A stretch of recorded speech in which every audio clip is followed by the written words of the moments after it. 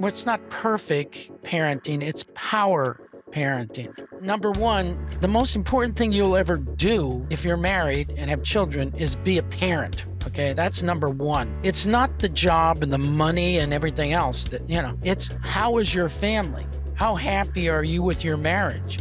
How happy are you with raising your children? Do you realize you're leaving a legacy? Your children are your legacy. Welcome back to Undo Unplugged. I'm Erin Harris, founder and executive director of Undo Mindset and a former educator of 15 years. And I'm Daren Norris, a licensed psychologist and the sole owner-operator for Flying Pig Psychotherapy, which is based in Parker, Colorado. I specialize in treating adult individual clients, often with a military or law enforcement background. So if you're new here, this podcast is all about practical strategies and inspiring stories to help shift mindsets, foster positive thinking, and unlock true potential. Yeah, and this season, we're exploring Raising Minds, a journey through K-12 mental health, where we'll be diving deep into the challenges students face at every single stage of their educational career and how us as their support system can really help to make a difference. So in this series, we'll hear from incredible voices sharing their experiences, insights, and strategies to help students thrive. Let's go ahead and get into it. Hi, Dr. Chanaca. Welcome to the show. We're so glad that you're here with us today. Thank you, Erin. Daren, so good to be here. We're really excited to hear about your insights on how we can really bridge between our home, school, and community efforts in supporting our students. But before we get started, you maybe don't know this about me, but I'm on a mission to really destigmatize the human experience, #BeHuman.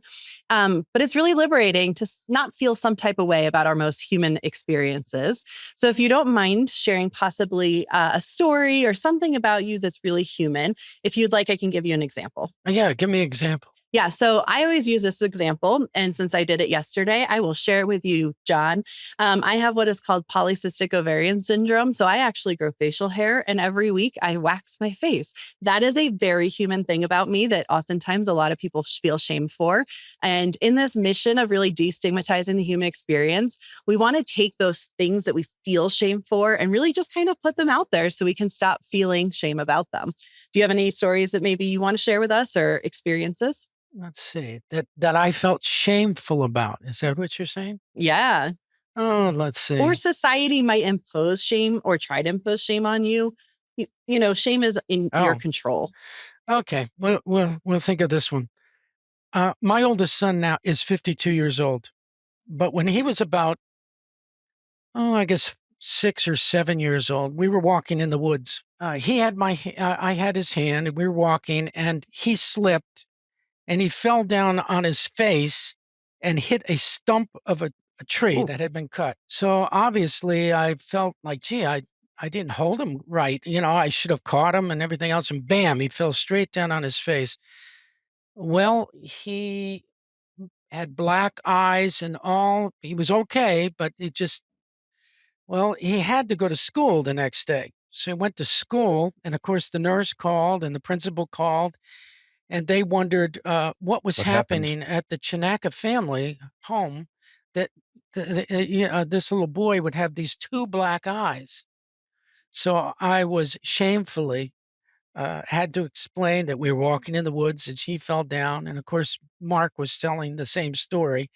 And so they just wanted to check. And so I said, thank you for being so dutiful. And I work in the schools, so I know we see children and they're abused and so on. And just thank you so much. But that would be a good example of an educator and a loving father who, had definitely a core memory for you of like a time where you're like, oh, gee, who's calling? And then had to explain it to Jane, So, yeah. Wonderful. Thank you so much for sharing that. I appreciate it. I know it can sometimes be vulnerable to kind of out yourselves on sort of your mistakes or these sort of challenges, but I really appreciate it. And I truly believe the more we can just put these things out there, I guarantee you somebody is listening and is like, oh my gosh, same thing happened to me.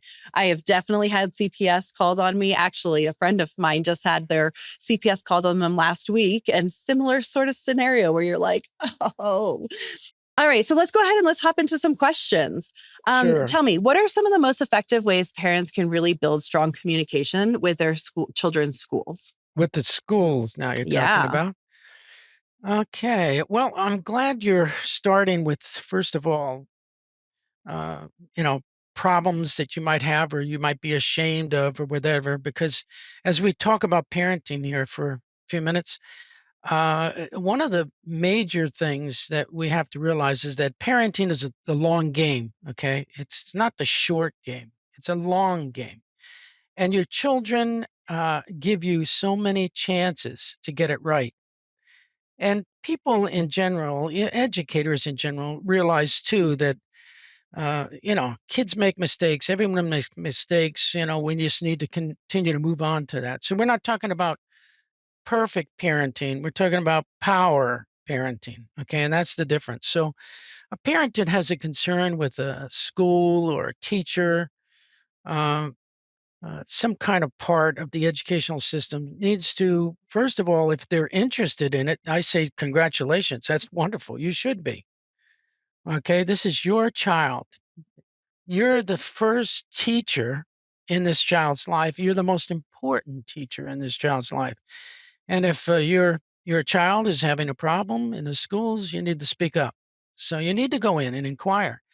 And any administrator or school official who feels offended by you coming in and asking questions, I would worry about that person, first of all, because their job is to be open and realize, hey, here comes a parent through the door. She's interested, he's interested. They want to know about their child. They want to know what's happening in the classroom. They want to know what our rules are for bullying or whatever it might be you're talking about. And thank you. If you don't feel welcome, that should be a warning sign, okay? But most people, if they're smart enough as officials, they're going to welcome you and bring you in and hear your concerns. And then you need to speak up and explain, well, can I talk about my concern, whatever, if it's the teacher, you should be talking to the teacher first, by the First. way. And if it's a school-wide problem, if teachers are involved, invite them to be a part of the meeting, or you're going to be speaking to officials then to have control of the school. But yeah, you should always start with the teacher if it's a classroom problem, teacher problem, whatever it might be, and just see how you can work with that person. Now, if there is a concern with the teacher as far as the teacher's ability or character or something like that, I think you really need to make sure your child does not know that you have these feelings.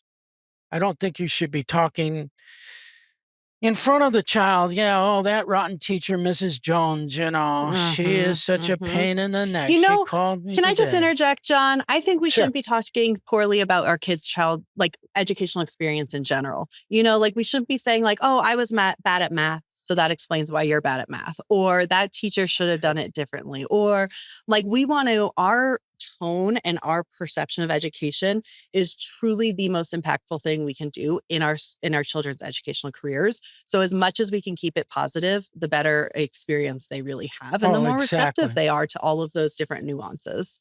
Sorry, I didn't mean to Exactly. interrupt you, but I am 100% in agreement with you on that. Oh, and I agree with what you're saying. In fact, part of what we're going to be talking about is attitude of the parent and how it influences on the child. It's so important. That crucible, that family crucible, is really what the kids are picking up on all the time. It's the place where kids grow Yeah. and learn. Yeah. Yeah. I used to say all the time, this is where you're supposed to make mistakes. I need you to make mistakes right now in your life so that you're not making these mistakes later. Right. And Dr. John, I don't know if you know this about me, but I'm married to a police officer. So I always Oh, used to say as an educator, it's either we deal with you and help you kind of grow and learn, or my husband has to teach you and help you grow and learn. I promise you'd rather do this now in this stage when you're a kid than, later. So, what are some strategies for parents who need to advocate for their children's needs in the school system? What do you suggest that they do to kind of help be? And I agree. I think parents should always be allowed to be their child's number one advocate. And if you're ever in a space where you can't be your child's number one advocate, you should be sounding the alarms, right? So, what are some strategies that parents can really do to advocate for their children's needs? first of all, to be completely up to date on what is happening with their child in the classroom. I mean, they're going to learn that through report cards and maybe phone calls and maybe parent-teacher conferences, and that's really important. I mean, the parent knows the child best about their abilities and skills and temperament and personality and everything else. And so they may guide lovingly with the teacher, just that this is the way Joey is, and we deal with him in this way. So you're going to share some of the parenting techniques, perhaps, that you use. Some of the things that work, some of the maybe triggers, background information of why a child is like he is, or the way she is. And that helps a teacher because teacher's listening to you. I've been on both sides of the fence, okay, as a teacher, a counselor, a parent. And so it becomes a cooperative. You got to look at it as a cooperative thing, a building kind of a thing. As soon as you take an adversarial kind of a thing, the teacher gets alarmed. You get more alarmed. The child is more alarmed. It just makes a bad environment. So I Yeah. would say that would be the number one key if you're talking about advocating, I have lived Collaborative. also. Yeah, collaborative for sure. I've also lived on both sides of that equation as a teacher for 15 years, and I've been a parent now for 13 years. And I think like one of the things I always do from either perspective, either as a parent or a student, is I'm always like, hey, we are a team together. We are doing this together. We are raising these kids together. We have to, like, we might not agree on it, just like my husband and I don't always agree on it, right? And that's Right. okay. But we have to be able to communicate like adults, and we have to really make sure that we're keeping our focus on like, who ultimately are we trying to support in this work? And it's that student. And if we get stuck in our feelings, or we get stuck in this, that, or the other thing, it will negatively impact those kiddos. And so really making sure, and for me, truly, I think the more I understand the parents' perspectives and their lived experience and their goals and their morals, their values, and all those things, the more I can really bridge that gap and kind of help to make sure I'm keeping their kiddos on the right trajectory and really supporting the parents in that way. I think that's super vital. So let me ask you, can you share a little bit more about Pure Pals? That's an initiative that you have created. Can you tell us a little bit more about this? I certainly can. That was a wonderful project. Just so fun to do and everything else. As a teacher, I taught for 17 years, and then for the remaining 25 years, a total of 42, I was a counselor for 25 years in the elementary schools. So I was involved in all the grades from preschool to sixth grade. That particular school had. I was in Pennsylvania schools and also in South Carolina schools.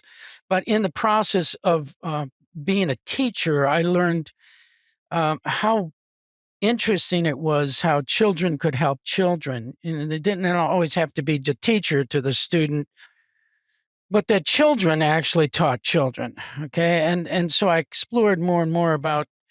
Um, children helping children. And then when I was in as a counselor, I had a wonderful opportunity because I had the whole school at my disposal then, all the grades and everything else. So what I did was I developed a program for fourth, fifth, and sixth graders to become big brothers and big sisters, to kindergarten, first, and second graders, and yeah, for second grade.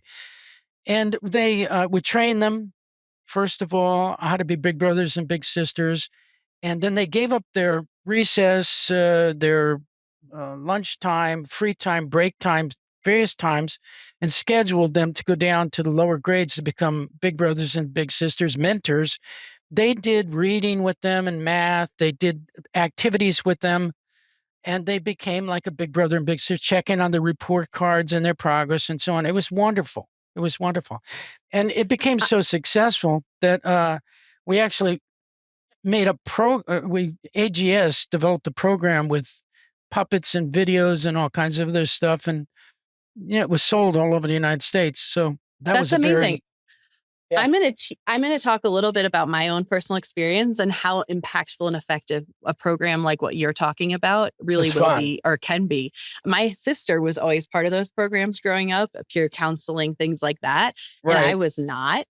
So it was really fascinating to see, like, I talk a lot about the brain and getting to that frontal lobe. I truly feel like my sister, through her work and doing this peer counseling and really helping her friends and peers in these harder situations, helped her to get to that frontal lobe way quicker than I did. Yeah, I feel like I'm finally there now, and I'm like, oh yeah, I could definitely be a peer mentor or whatever. but I'm almost 40, right? Like she was doing it when she was in high school and really effectively and impactfully. And it's helped her to really be an amazing friend and show up in her work in impactful ways. And I'm very inspired by her because of that. But it was kind of like a science experiment for us where we got to kind of see how it can greatly and positively impact our kiddos. So that's fantastic. Thank you so much for sharing. Yeah, and the one room schoolhouse, that's really what it is. It worked then and it still works. And not as a complete thing. You don't do it all day long, but ongoing. And it's interesting, the 4th, 5th, and 6th graders that were involved in this had to be eligible for it.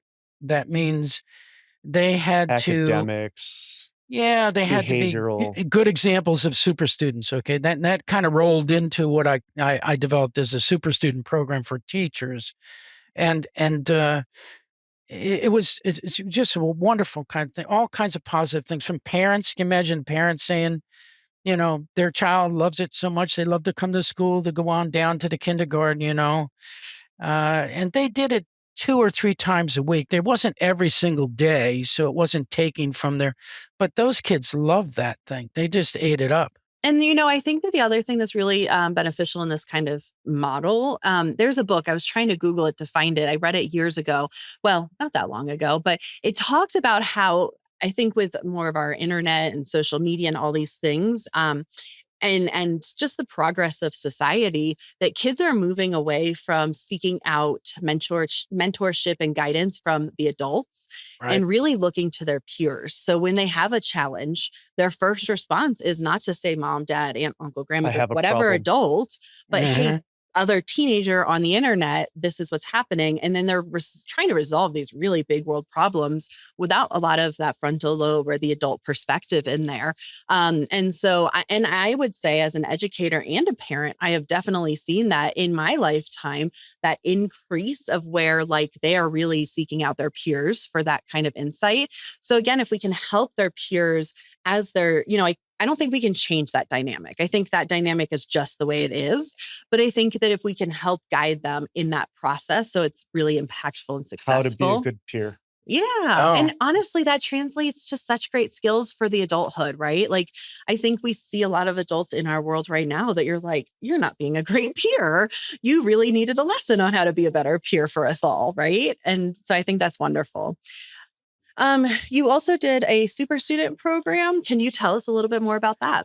Yeah, and just quickly, one evolved to the other. The Peer Pals program made me think more and more about what makes a good student. And then that trip to Japan, I spent a month and a half on a Fulbright scholarship to Japan. It was 2 teachers from each state, so 100 of us went to Japan. And for a month and a half, what they did was take us to all elementary, middle, high schools, businesses, and everything. They rolled out the red carpet. It was completely paid for by the Japanese government.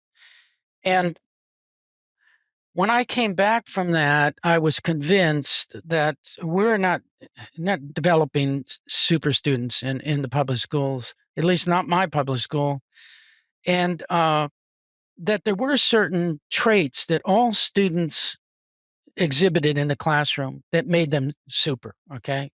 And did more and more research on that and found out there were 8 things that make a great student, okay? Can you name any, Erin? Do you think you can name some of the things? Oh my gosh, I think students that are compassionate. I think students that persevere. I think the students that have integrity, trustworthy. Yes. Curious. Awareness. Daren, can you think of any others? I was just saying being conscientious, but that kind of falls under awareness. Yeah. It's a blend. Okay. And I think emotional intelligence. Absolutely. You're hitting all the major things that teachers look for, kids exhibit, and good students sometimes do naturally. But you'll notice you're hitting all character elements, okay? Well, listen to the 8 things I came up with. I will listen, obey, and trust my teacher. That's from the child's thing. I will raise my hand to speak in the classroom, okay? It shows respect. I will think along with the speaker, whether it's the teacher speaking engaged, or another child that's just answered a question, okay? I will be prepared for my work. I will give my best. I will finish on my work. I will work out problems with others. I will have a positive, healthy attitude. Those are 8 things that all super students do, either consciously or unconsciously.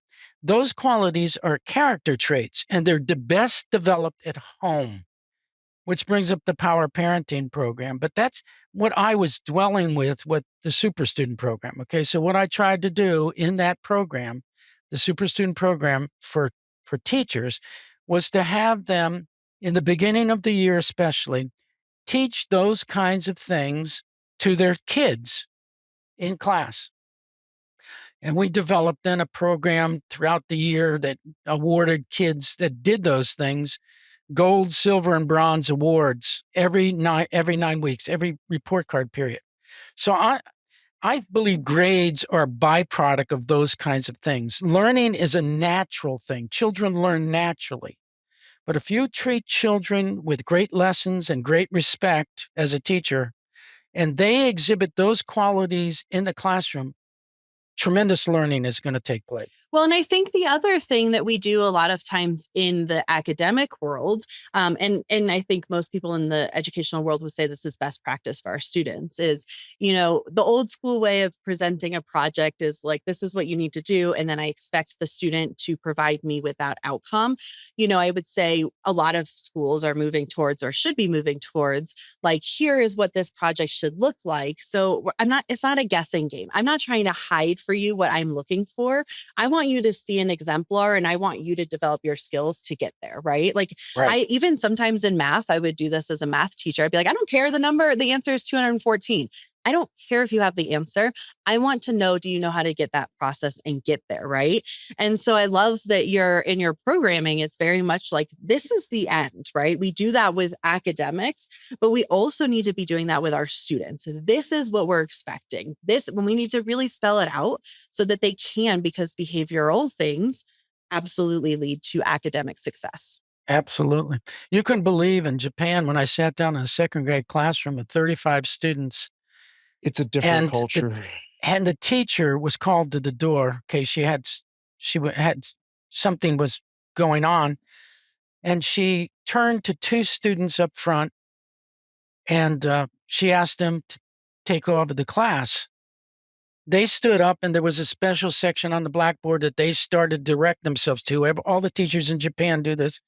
They have a section where if they have to leave, the kids will take over the class. I was scared to death when she walked out. Here they are, and I can't speak Japanese, and she's out in the hallway talking to someone, doing something. They just came up, started teaching, and everyone else was raising their hand, they were involved as if she didn't even leave the classroom. It was scary, okay? My opinions of that, because I'm very similar as a teacher. I used to say all the time, like, it shouldn't matter if I am here watching you or I'm on Mars. It literally should not matter. You all know exactly how we do the things, how we behave, what the expectations are. And I expect you, whether there's a sub in the classroom or not, to really honor those, right? And I think that similarly in my parenting style, I'm always like, okay, the end goal is adulthood, right? Like, we want them to cherish their childhoods. We want them to really have an enriching childhood and all these things. But the end goal is I need them to be able to do their own laundry.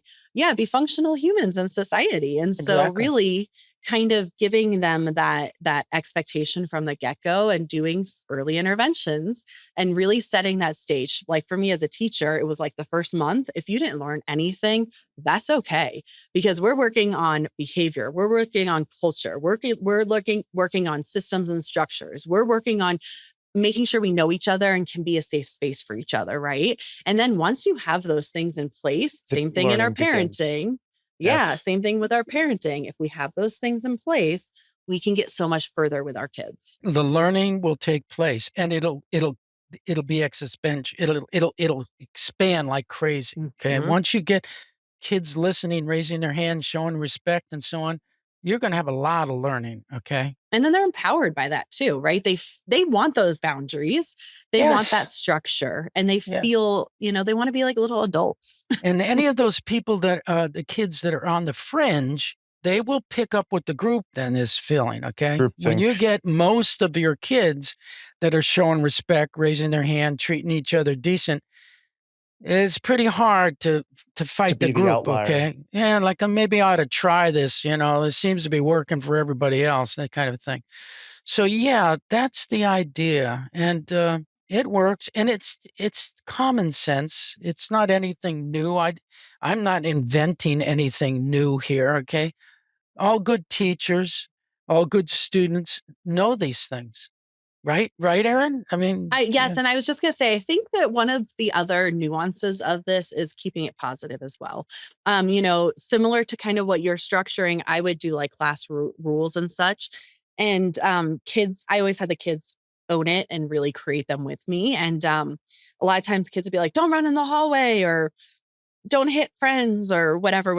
And I'd always be like, okay, well then what should you do? Right. exactly. And we should always be prefacing all of our interactions, directions, things like that with our kids in that positive, really teaching them what actionable, what they should be doing. They want those answers, teaching them what to do, not focusing on the bad things or the incorrect things or the things that triggered us or whatever. Exactly. And of course, now we move that with Power Parenting, the programs that we're doing with Power Parenting, the course and the book.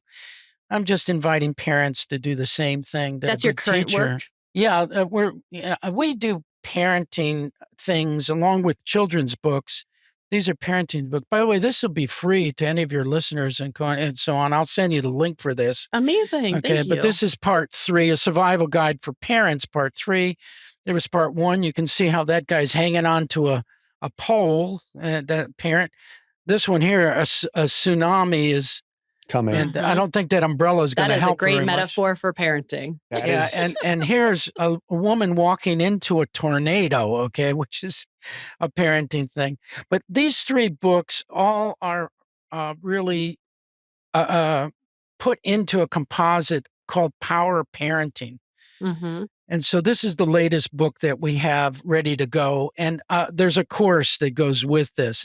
And what I did was take those super student things that I talked about, and I'm challenging parents to kind of use those skills right there, teach those skills through strategies that I suggest and a belief system and strategies that they can use in their family. And what they're going to find out is they're not only going to have good students, but also they're going to have a happy family, okay? Because we're talking about character traits. And the younger you start, the better, okay, which is great. It's always true. But parenting is a crucible for teaching your kid character things that go into when they go into school, they exhibit the same thing. And those are the traits we're talking about that make a good student. So what are some gaps you're seeing in youth systems, youth group? What gaps do you see that need to be filled? It sounds like you're already trying to address that a little bit. Yeah, well, that's a big question right there, Daren.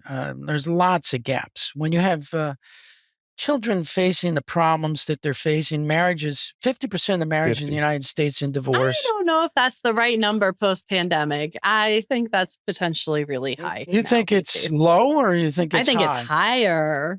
Oh, I think okay. a lot of people over the last 5 years have gone their separate go along ways. with that. I'm being generous. You think it's actually higher than 50? I do. Yeah. Okay. We're being very generous, I guess. But I guess what I'm saying is, we'll see. The turmoil that's going on in homes. Okay, and believe me, I know people are working. They're trying to make a living. There's inflation and all this kind of stuff. Multiple jobs going on, and the family should be a place of refuge, okay, and protection. All right. It should be a place that parents and children want to come home to regroup, to rebuild, to be energized, okay? And it's not. And that's sad because the primary thing you should be doing in your family is loving on each other and building each other up, strengthening each other, okay?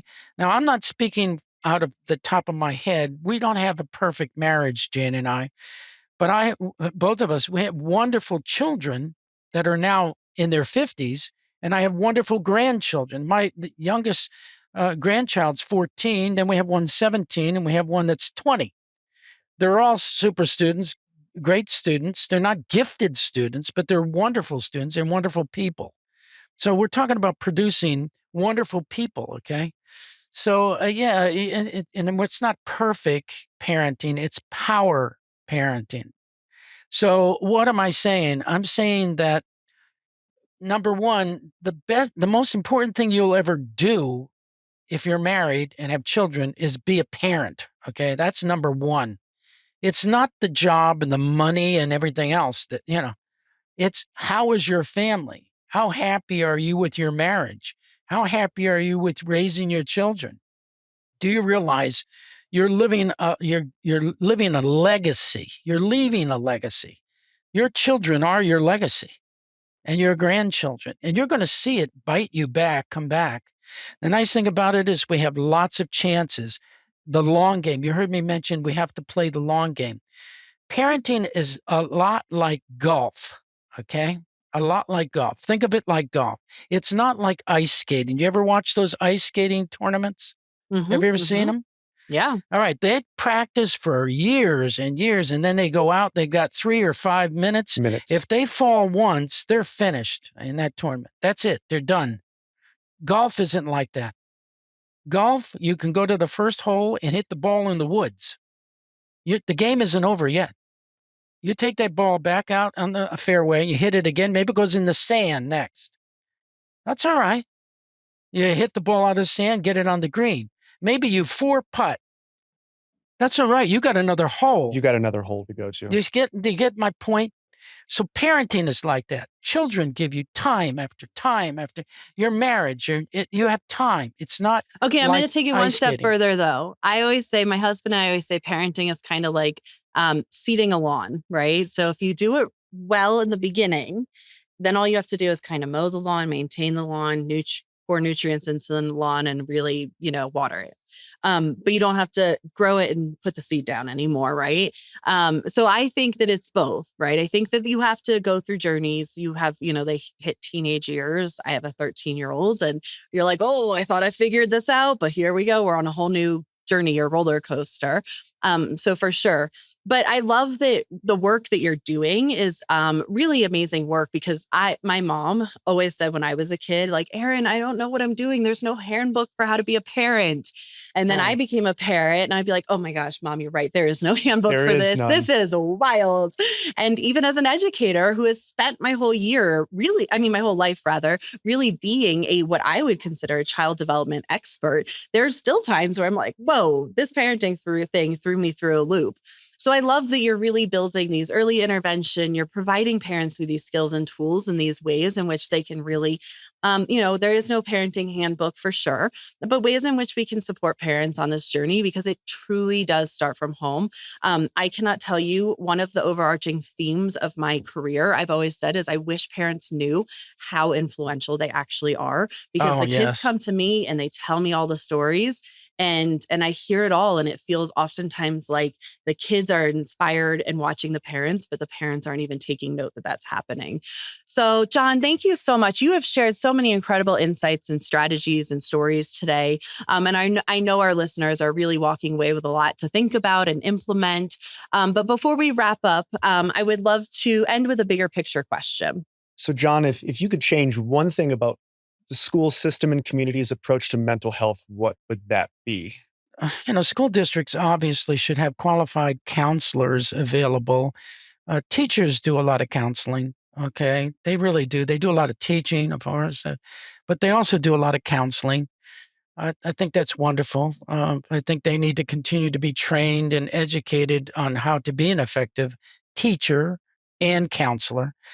But schools do need to have specialized people in the schools, okay, in the elementary, that do more than just lessons, but they need to be freed up to be able to work with children and problems, okay?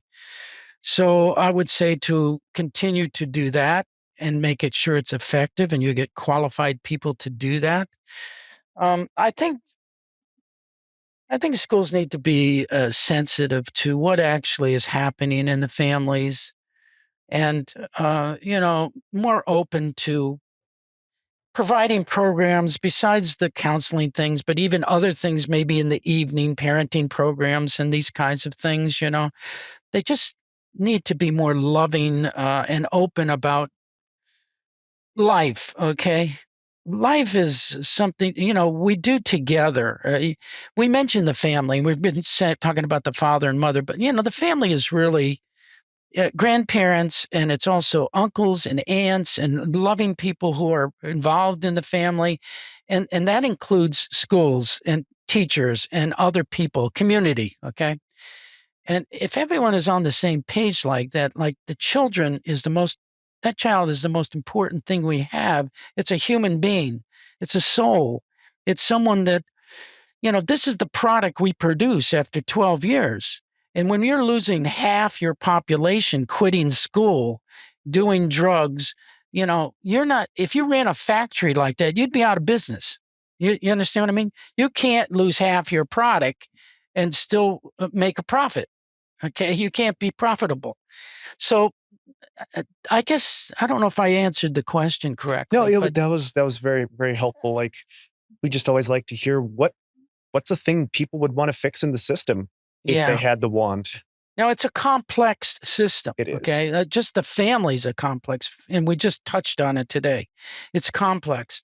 But with the right attitude, and again, we get back to attitude, which is so important. In our book, I quote many times Charles Swindoll, who talks about attitude. And he says, the longer I live, the more I realize the impact of attitude on life.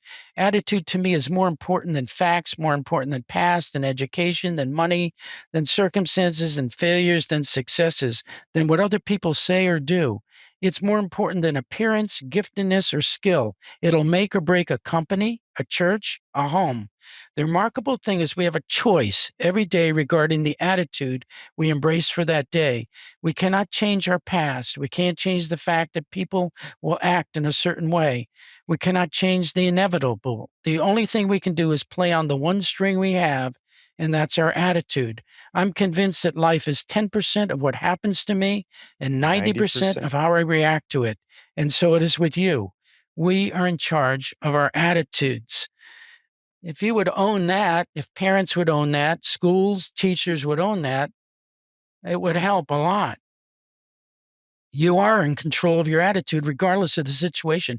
Viktor Frankl proved that during the Holocaust. That's why he wrote the books and the articles he did coming out of it.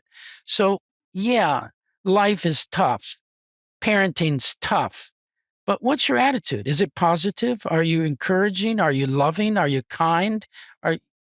I guess you get the point. Yeah, no, that was exactly what I was asking.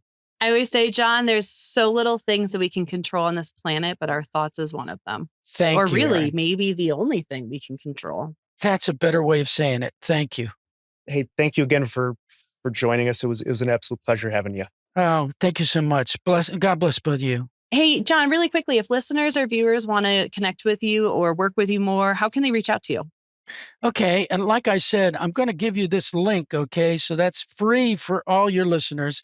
Thank you for that. We're at www.mj Chanaca Publishing. That's MJCHANACAPUBLISHING.com. That's our website. And on there, we have all the children's books and all the parenting stuff and everything else all set up and ready to go. But 4 times a year, we give all our books away free. Okay. Wow. Ebooks. And in March, they have to sign up, though. I need their email, of course, and that's the way I stay in communication. But I'd love to have people visit our website, sign up, and then, if you'd like to take advantage of the free books 4 times a year during the seasons, spring, summer, and all that, we'll give them away free. Wonderful. That's amazing. Thank you so much again for joining us today, John. Your insight has been so inspiring, and we're so grateful for your time. Thanks for having me, and good luck with your podcast. I love it. Thank you so much. And to anybody listening or watching, don't forget to subscribe to our channel and turn on post notifications so you know when we have our next episodes dropping.